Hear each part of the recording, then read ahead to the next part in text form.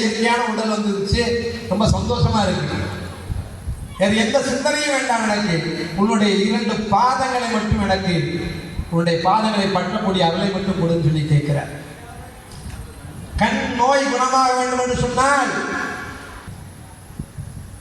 நந்தியாவட்டம் ஒரு பூ, அந்த பூவை பறித்து கண்ணில் வச்சோம்னா கண் நோய் குணமாயிடும் அப்படின்னு இயற்கை மருத்துவர்கள் சொல்லுவாங்க. அப்ப அருணகிரியார் சொல்லுகின்றார், நம்முடைய கண் நோய், கண் என்று சொல்லக்கூடிய இந்த கண் என்ற கருவி உடலில் எல்லா உலகத்தில் உள்ள எல்லா மாயையும் பார்த்து பார்த்து இவன் கெட்டு போய் விடுகின்றான். நான் கெட்டு போனதற்கு காரணம் என்னுடைய கண் தான். அத்தனை பெண்களை அழகை ரசித்தேன், அவருடைய இன்பத்தை நான் திளைத்தேன்.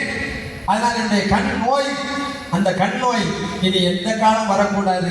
அந்த கண் நோய் வராமல் இருக்க வேண்டும் என்றால் நந்தியாவட்டன் ஒரு பூ கொடுக்கக்கூடாது, 2 பூ வேணும்னு சொன்னார். என்ன பூனா? 2 பாத மலர்களை வேண்டினார். முருகனுடைய 2 பாத மலர்கள் நம்முடைய வேதத்திலும் ஆகமங்களிலும் புராணங்களிலும் இதிகாசங்களுடைய இறைவனுடைய பாதங்களை பாத கமலம் என்று சொல்லுவோம். பாத கமலம், கமலம் என்றால் தாமரை. அந்த 2 தாமரை பூவை என்னுடைய கண் நோயை குணப்படுத்தும் அந்த 2 தாமரை பூவை நான் பார்த்து கொண்டே இருந்தால் போதும் என்று சொல்லுகின்றார் முருகனிடத்திலே. நான் உன்னை புகழ்ந்து பாட வேண்டும், ஆனால் நான் ஏடறியாதவன், நான் ஏழை, நான் எதுவுமே படிக்காதவன், ஓர் எழுத்து கூட அறியாதவன், நான் மூடன் என்று தன்னைத்தானே தாழ்த்திக் கொண்டே சொல்லுகின்றார் முருகப்பெருமான். தன்னுடைய பக்தனாக இருக்கக்கூடிய அந்த அருணகிரிடத்திலே தன்னுடைய நாக்கை காட்டுகின்ற நாக்கிலே தன்னுடைய வேலை எடுத்து ஓம் என்கின்ற பிரணவ மந்திரத்தை எழுதுகின்றார். அந்த எழுதிய மாத்திரத்திலே அவருக்கு சந்தத்தோடு இசைக்கின்ற அந்த அறிவு, அந்த ஞானம், உலகத்தில் உள்ள அத்தனை விஷயங்களும் அவருக்கு கிடைத்தது. அந்த நேரத்திலே அவர் இறைவனிடத்தில் சொல்கின்றார், எனக்கு எந்த விதமான ஞானமும் இல்லாத எனக்கு நான் எப்படி பாட முடியும் என்று கேட்கின்றேன். நீ எனக்கு என்னுடைய பாடலுக்கு முதலடி எடுத்து கொடு, எனக்கு முதலாளி.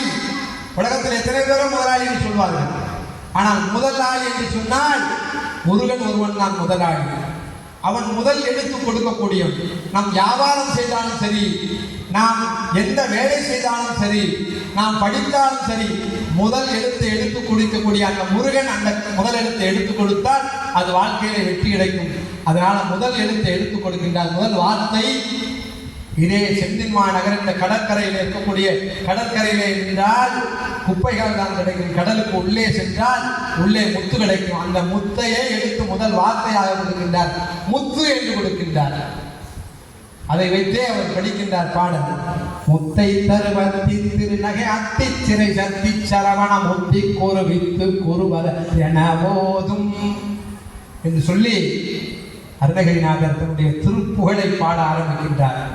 முத்தை தருவத்தி திருநகை அத்தி சிறை சத்தி சரவண முத்தி குருவித்து குருவர என போதும் முருகா என்று சொல்லி அருணகிரியார் அந்த முதல் எழுத்தை அதை தன்னுடைய முதலாக வைத்துக் கொண்டு இறைவன் கொடுத்த அந்த முதலை வைத்துக் கொண்டு அந்த வாழ்க்கையை, இறை நிறைந்த வாழ்க்கையை முழுவதுமாக வாழ்ந்து 25 ஆண்டு கால அவருடைய வாழ்க்கை எப்படி இருந்தது என்று உலகத்திலே யாருக்குமே தெரியாது.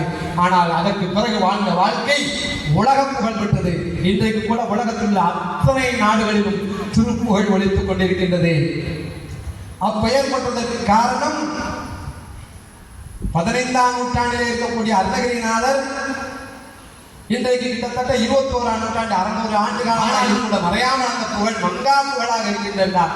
அதற்கு காரணம் முருகன் முதல் கொடுத்த காரணத்தினாலே. இங்கே நாம் நிறைய பக்தர்கள் வந்திருக்கின்றோம். நமக்கெல்லாம் உதாரணமாகத்தான் தன்னுடைய வாழ்க்கையால் அமைத்து காட்டியிருக்கின்றார். அருணனுடைய வாழ்க்கை நமக்கு உதாரணமாக வாழ்வதற்காக நாமும் இப்படி படிக்காமல் இருக்கலாம், நாமும் இப்படி பல்வேறு ஈக வாழ்க்கையில இருந்து உல்லாச வாழ்க்கையை அனுபவித்துக் கொண்டிருக்கலாம். அது மட்டும்தான் நிச்சயம் என்று சொல்லி அந்த இன்பத்திலே திளைத்துக் கொண்டிருக்கலாம். இது அல்ல வாழ்க்கை. இதுவரை நீங்கள் வாழ்ந்த வாழ்க்கை அல்ல. அதனால் எந்த ஒரு பிரயோஜனமும் இல்லை. ஆனால் இதன் பிறகு முருகா என்று ஒருமுறை கூறினால் போதும். உலகத்தில் உள்ள அத்தனை மந்திரங்களை நீ படிக்கவிட்டாலும் பரவாயில்லை, ஒரே ஒரு 3 எழுத்து மந்திரம் முருகா என்று சொன்னால் போதும். உடனே உருகி ஓடி வருவான் முருகன் என்று சொல்லி உலகத்தில் உள்ள அத்தனை பேருக்கும் தன்னுடைய வாழ்க்கையை பாடமாக அமைத்துக் கொடுத்த அந்த அருணகிரியினுடைய வாழ்க்கையினுடைய ஒரு சிறு பகுதியை தொட்ட மாத்திரத்திலே நமக்கு இத்தனை உணர்வுகளும் உற்சாகமும் கிடைக்கும் என்று சொன்னால் அந்த திருப்புகழை இனி நாம் தினந்தோறும் போத வேண்டும். ஹரஹர நம பார்வதி பதாகே. தென்னாடுடைய சிவனே போற்றி. வெற்றிவே